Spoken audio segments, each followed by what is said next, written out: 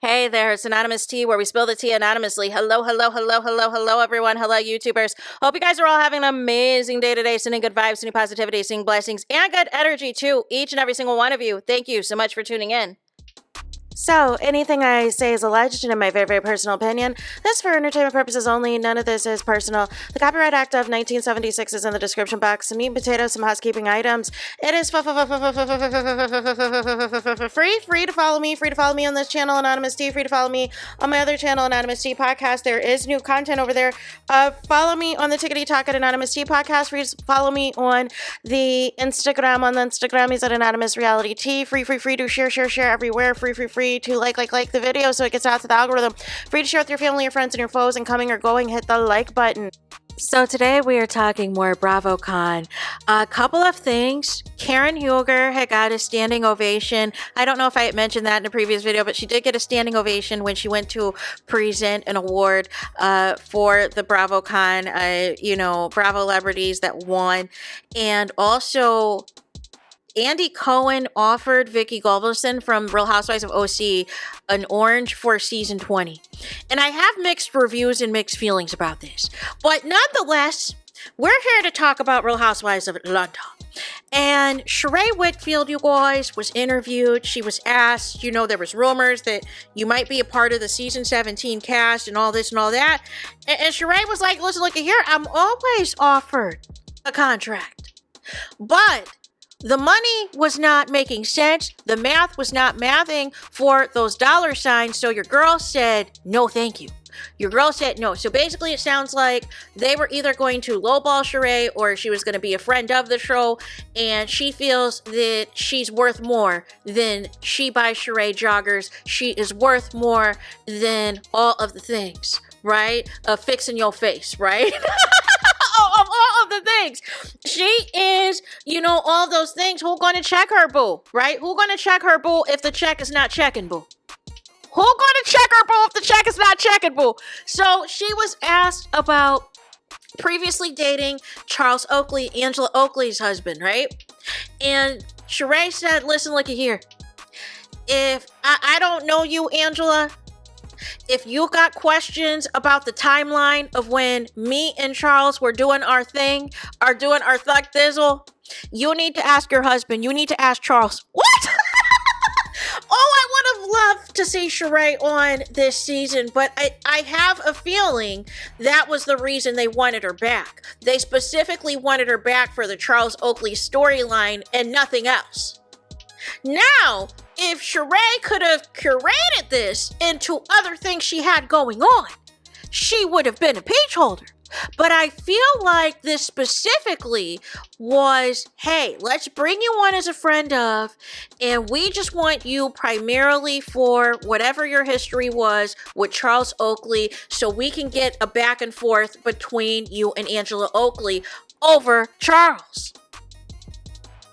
Instead of Charles Oakley just saying whatever it was or whatever it wasn't to Angela Oakley when it's all said and done. That's what I feel like that's the reason they wanted to offer something back for Sheree, but I felt like they didn't really care what else she had to bring if they were going to lowball her and basically bring her in as a friend of. So that is on that, right? Next, we got to talk about PHAEDRA. And as I said in a previous video, this is going to cause controversy. So as you guys know, Kandi Burruss won the Lifetime Achievement Award for the 2025 BravoCon, right? And she gave a great speech for the most part, although it sounded like she tacked on some things at the end of the speech to give, the I'm embedded in your MFing brain, all of that, right? However, they decided to ask PHAEDRA what she thought of it, because when you saw the acceptance speech, the camera kept panning to frickin' Frack, aka Portia and PHAEDRA, who were sitting next to each other, to get their reactions. And I don't know if they were expecting shade, but they both looked teary-eyed. They both looked congratulatory and happy for Kandi Burruss and all of the things. And Kandi even said in her speech, like whether we're friends or foes, specifically to my cast, I appreciate each and every single one of you because we made some good TV. And she's correct.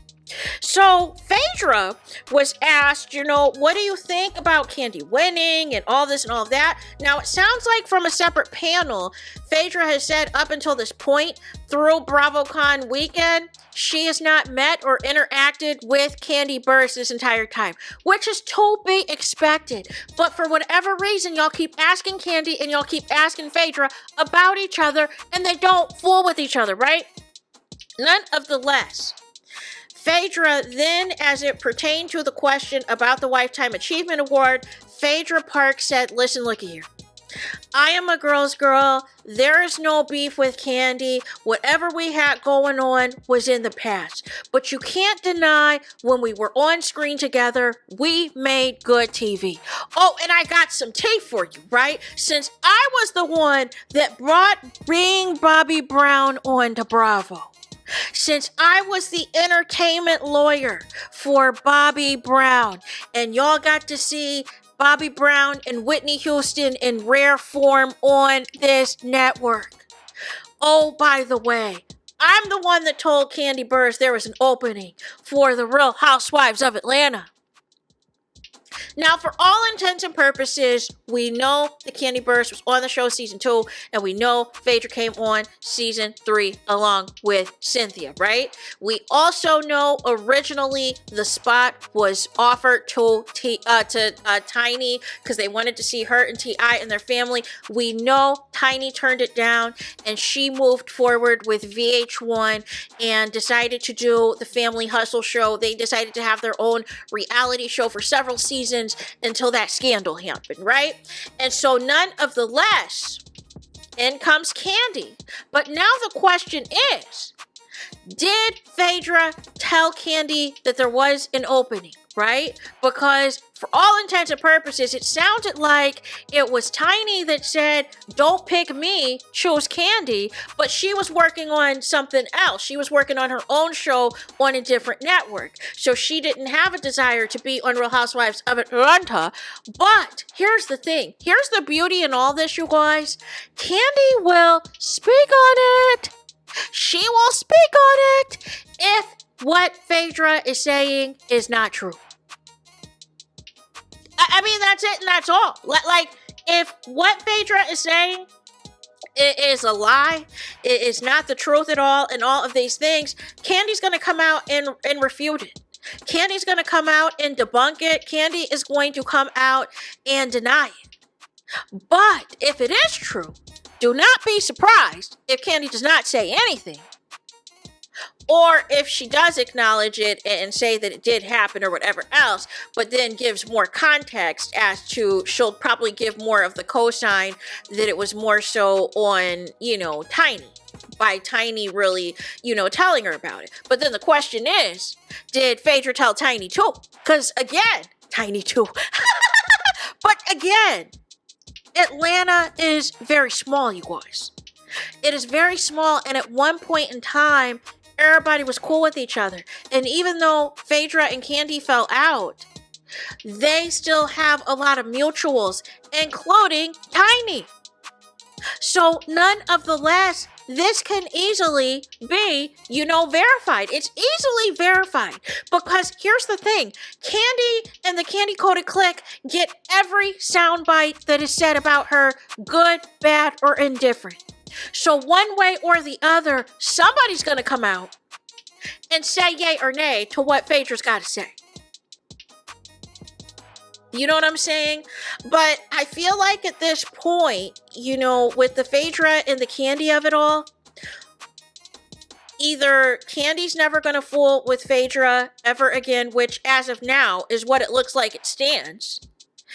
And it looks like for Phaedra, at least on her part, she's not fooling with Kandi either. However, she seems more open to, the reconciliation, or maybe she's just good at this PR thing of, saying all the right things in front of these cameras at BravoCon to make it seem like she is receptive to this whole thing. I don't know. It's a very slippery slope, right?